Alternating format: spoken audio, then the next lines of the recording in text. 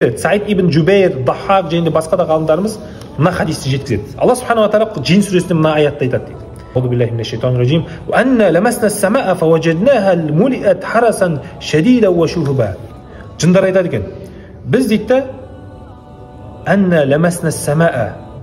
Егер де аспанға баратын болсақ дейді, онда біз сол жерде толған қатал, өте қатал періштелерді көреміз дейді.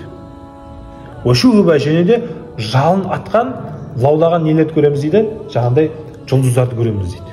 Яғни пайғамбарымыз саллаллаху алейхи вассаламға пайғамбар келмей жатқан кезде, уахи түспей жатқан кезде, нелер жындар не істейтін еді? Періштелерге барып періштелердің сөздерін ұрлайтын еді дейді. Кәдімгі періштелердің сөздерін ұрлайтын еді. Бірақ уахи келген кезде Алла субхanahu ва таала не істеп қойды? Қатал періштелерді аспанға зеп қойды.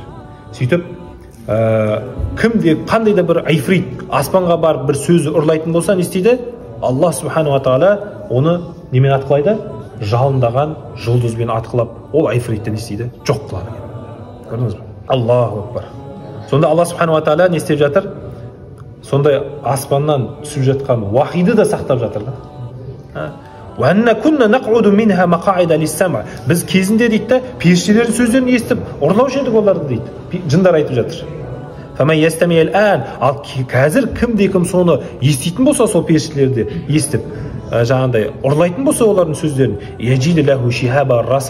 онда олар дейді, нені табады дейді? Қатал періштелерді табады. Сөйтіп оларға не істейді? Жалын атқан шоқ жұлдыздармен өлтіреді дейді.